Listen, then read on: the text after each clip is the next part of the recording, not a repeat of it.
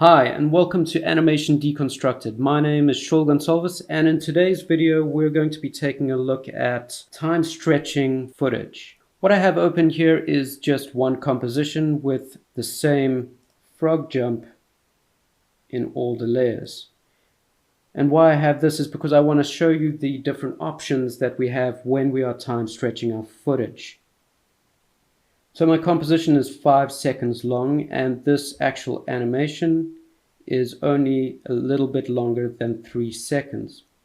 So what happens if we want to just stretch this over 5 seconds long? I'm going to start with this center one and just hide these other two. And I'm going to click this button on the bottom right here, and this will open up these stretch options. A lot of people do their time stretching right here because it can be quite accurate. You can change the duration just by clicking in here and changing it to 5 seconds, and it'll work out the stretch factor for you, percentage, and press OK. And there we have it. If I just click play, you'll see that it's not perfect, but it does stretch it over the time. So we're missing a few frames there, and it's not as smooth as it used to be. We'll take a look at the options to smooth that out shortly. What I want to show you is that there are other ways to stretch this footage. So I'm just going to close that. I'm quite happy with that. I'm going to change the color of that one. I'm going to turn on the bottom layer. Let's change this color so I know which one it is. And we can just right click on the layer itself, go to time and say enable time remapping.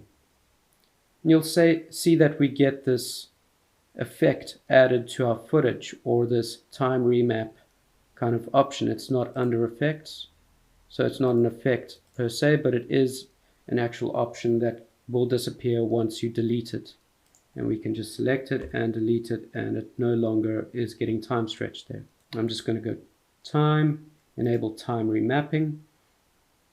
And what we can do is we can actually, let's just move forward so we see this jump here.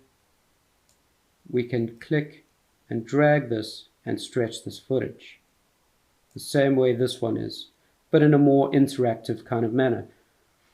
Just note that you have to extend this to see the footage, otherwise it will disappear. So we just hover over the edge and we just extend it.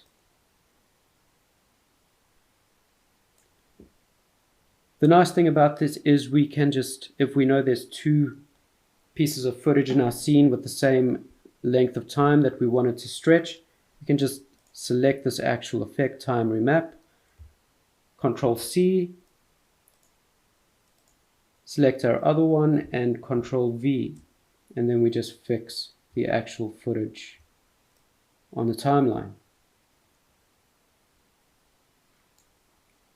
Now I want to zoom in just on this area here, just so that we can see what's happening.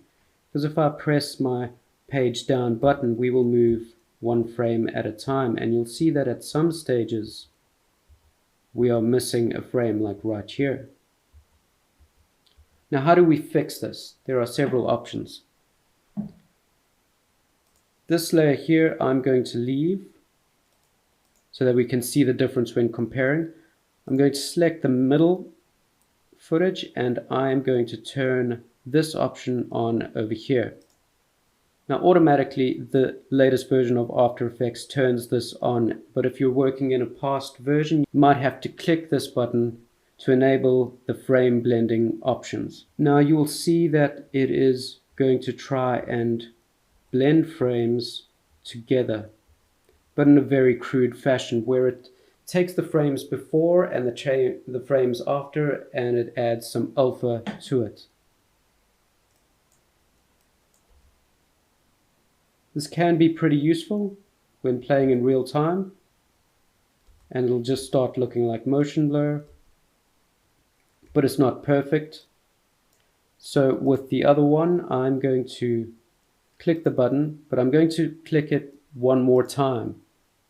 And if we hover over this, you can see that we have two different ways to frame blend. And what this does is it will use an algorithm to try and work out what those missing frames are. So let's just move forward, and you can see that whilst this one has no frame existing, this one is blending frames together, but the last one is actually creating a frame that looks like the frog jumping, which doesn't actually exist. So if I turn this off, you'll see that frame doesn't exist.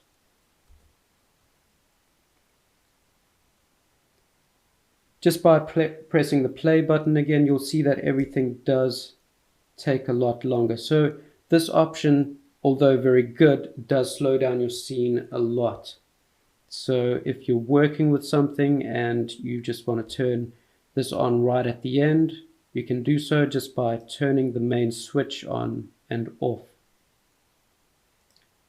The other options we can do when playing with time on footage is we can actually right click the footage, we can go to time, and we can time reverse the layer.